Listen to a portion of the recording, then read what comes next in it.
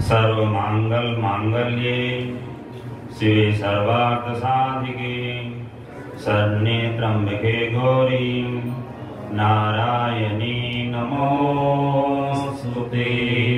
गोविंद जय जय गोपाल जय जय गोविंद जय जय गोपाल जय जय राधा रमण हरि गोविंद जय जय राधा रमण हरि गोविंद जय गोविंद जय जय गोपाल जय जय गोविंद जय जय गोपाल जय जय राधा रमण हरि गोविंद जय जय राधा रमण हरि गोविंद जय जय राधा रमण हरि गोविंद जय जय राधा रमण हरि गोविंद जय जय सच्चिदानंद भगवान की जय। नित्य स्मरणीय सदैव वंदनीय इस पूरे जगत की रचना पालन और संहार करने वाली, अनुग्रह करने वाली, तिरोधान करने वाली जगत माता भद्रकाली विराजमान गृह के रूप में उनके सच्चरणों में अनंत कोटि नमन। परम श्रद्धेय अर्चनीय वंदनीय प्रातः स्मरणीय श्रोत्रिय प्रणमनिष्ठ सकल सार्थ पारावार नित्य लीलालीन हम सबके प्रेमास्पद महाराज श्री उनके सच्चरणों में अनंत कोटि नमन।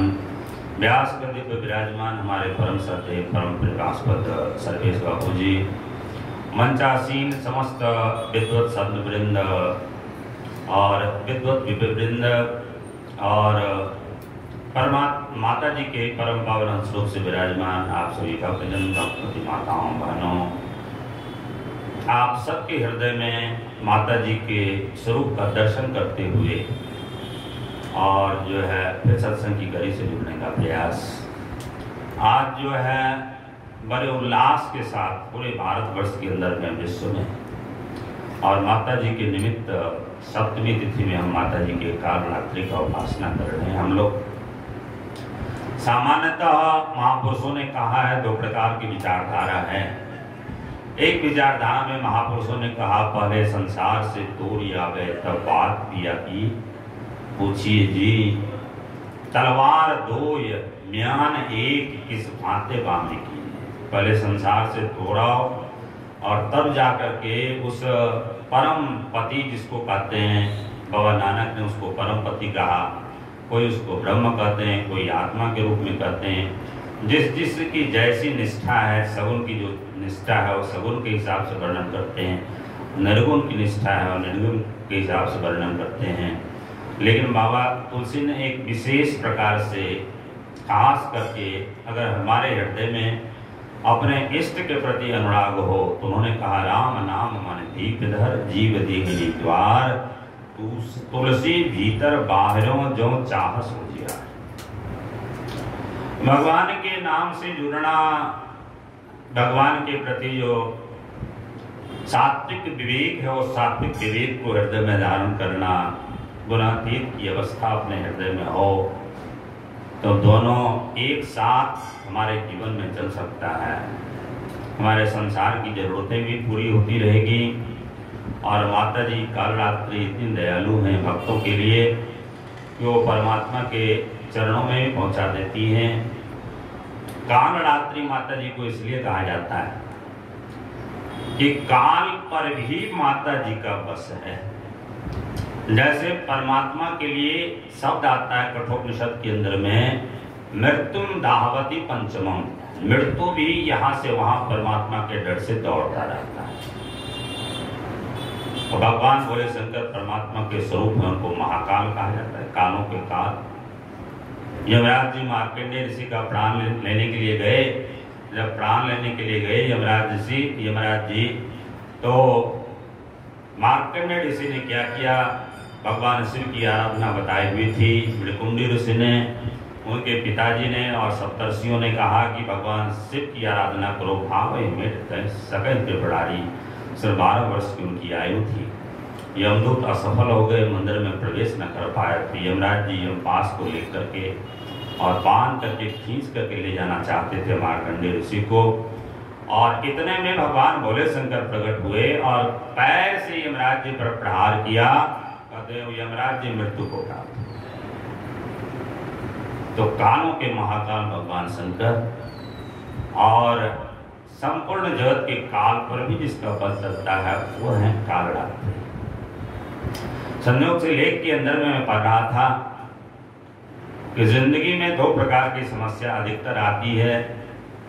वैसे तो जितने भी चारों पुरुषार्थ हैं उसमें संसार का जो पुरुषार्थ है धर्म, अर्थ और काम, और ये जो है वो लौकिक पुरुषार्थ और पारमार्थिक पुरुषार्थ है। जिस समय संसार का सब प्रकार का हमारा बंधन खत्म हो जाता है वो पारमार्थिक पुरुषार्थ। उस लौकिक पुरुषार्थ के में भी अगर जिस शरीर को आप धारण करते हैं, अब वो शरीर अगर आपका ठीक नहीं है तो वो परम पुरुषार्थ किसी प्रकार से न लौकिक न पारमार्थिक दोनों नहीं हो पाएंगे। तो माता जी की आराधना सप्तमी के दिन की जाती है। हमारा सारा शरीर 7 धातुओं का बना हुआ है, रक्ति है, अस्त है, मंजा है, बहुत प्रकार से 7 धातुओं से बना हुआ। और हमारे आयुर्वेद के विशेषज्ञ कहते हैं कि 7 धातु का जो संतुलन जब होता है तभी व्यक्ति स्वस्थ माना। बाहर से भले ही वो स्वस्थ लगता हो।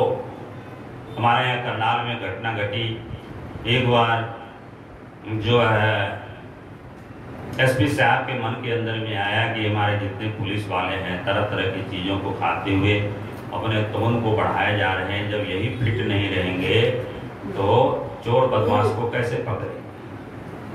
कहा इनका ऐसा करो, सबका जो है फिजिकल वेरिफिकेशन करवाओ, सबके शरीर का चेक करवाओ डॉक्टर से। सारे शरीर का चेक किया गया, बीपी शुगर जितने भी 17 ऐसे पुलिस वाले निकले जिनको पता भी नहीं था और उनको शुगर की बीमारी थी। पता नहीं था, ये था कि हम पुलिस वाले हैं, लोगों पर डंडा चलाते हैं तो हमें किसी प्रकार की बीमारी नहीं। इसलिए आयुर्वेद में कहा गया कि सामान्यतः जब व्यक्ति अस्वस्थ होता है तब जाता है वैद्य के पास में। लेकिन आयुर्वेद में ऐसा कहा गया कि व्यक्ति जब 30-40 साल की उम्र को पार करता है, भले ही वो स्वस्थ हो लेकिन बार बार डॉक्टर के संपर्क में उसको रहना चाहिए कि बाद में हमारा शरीर इसी प्रकार की स्वस्थता, जिसके लिए परम पवित्र वेद ने कहा कि जीवेद सर्दम शतम तस्येद सर्दम शतम। 100 वर्ष जीने की इच्छा करो, 100 वर्ष देखने की इच्छा करो। जो 7 धातुओं का जो संतुलन है वो माता कालरात्रि हमारे शरीर में वो उत्पन्न करती हैं। विभिन्न प्रकार के जितने वैभव हैं सब प्रकार के वैभव को प्रदान करती हैं। और भगवान शंकराचार्य जी सन्यासी होते हुए उन्होंने तो बड़ा सुंदर लिखा शिव मानस पूजा के अंदर में, पूजा ते विषयोपभोग रचना निद्रा समाधि स्थिति। हे भगवान शिव, हमारी जो पूजा है हम पूजा करने लायक नहीं है, हम तो संसार के विषय भोग में उलझे रहते हैं। नवरात्रि का समय होता है क्योंकि हम लोग को तो 1 महीने की ड्यूटी लगी है, आते हैं देखते हैं कितने श्रोता यहाँ होते हैं, तो श्रोता तो नगण्य होते हैं। लेकिन अवसर पर नवरात्रि है, कोई अवसर है तो बहुत सारे लोग यहाँ पर इकट्ठे हो जाते हैं। तो इसी भाव से भी अगर आप जुड़ जाओ परमात्मा के साथ में, माता जी के साथ में, इस भाव से भी जुड़ जाओ सतगुरुदेव के चरण में। तो माता जी सुनती हैं, नवरात्रि के निमित्त ही अगर आप आराधना करते हैं तो माता जी सुनती हैं और आपके जितने प्रकार के क्लेश हैं, जितने प्रकार के और काम क्रोध मोह लोग विकार इत्यादि हैं, सब प्रकार के विकार को माता जी नाश करती हैं। और विशेष रूप से और अंत में जाकर के जिस पर काल का बस चलता है, भगवान शंकर को इसलिए मृत्युंजय कहा जाता है। माता कालरात्रि हैं जिनका तीसरा नेत्र है और भगवान शिव के भी तीसरे नेत्र हैं। तो आपको क्या करेंगे कि मृत्यु से पूरी तरह से अभय बना करके हमेशा हमेशा के लिए, जिसके लिए उपनिषद के अंदर में वर्णन आया, मांडव्य उपनिषद के अंदर में प्रपंच उपशमम शांतम शिवम अद्वैतम चतुर्थम मन्यते स आत्मा स विज्ञेयः। उस आत्मा को आप जान लेते हो और दुनिया में न कुछ छोड़ना है बाहर से, न कुछ पकड़ना है। हाँ, जो आज गीता जी में आपने श्रवण किया, त्यागात् शांति अनंतरम, श्रेय ही ज्ञानम अभ्यासात्, ज्ञानात् ध्यानम विशिष्यते, ध्यानात् कर्म फल त्यागात् शांति अनंतरम। अर्थात त्याग, लेकिन वो त्याग आंतरिक त्याग, न कर्मणा न परजया न धनेन त्यागेन एकेन अमृतत्व मानसो। त्याग से ही अमृतत्व की प्राप्ति होती है। तो भगवान श्री कृष्ण ने कहा कि वो आंतरिक त्याग, वो त्याग आपका परिपूर्ण हो जाता है परमात्मा के आशीर्वाद से, हमारे सद्गुरु के आशीर्वाद से। प्रातस्मरणीय बाबा जी स्वनाम धम्म रहे अपने आप में, उनके आशीर्वाद से, माता जी के आशीर्वाद से, और धीरे धीरे हम भवसागर से पार कर जाते हैं। यही शब्द पुष्पांजलि हमारे प्रातस्मरणीय महाराज श्री माता जी के चरणों में अर्पित। आप सभी के लिए मंगल कामना। सर्वे भवन्तु सुखिनः, सर्वे सन्तु निरामयाः, सर्वे भद्राणि पश्यन्तु मा कश्चित् दुःखं भवेत्। ओम शांति शांति। दुर्गति नाशनी